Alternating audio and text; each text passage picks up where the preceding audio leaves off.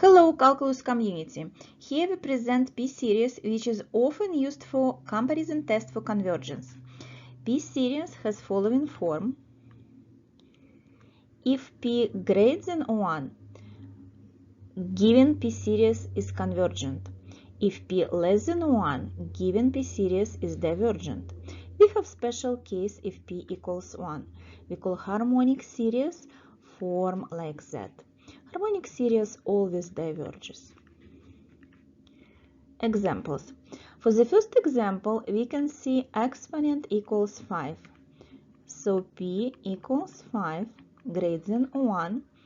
According to definition of P series, our given series will be convergent. Different thing.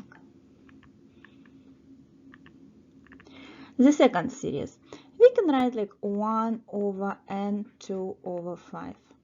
So now P equals 2 over 5 less than 1. According to definition of P series, our given series divergent. Thank you for watching and see you soon.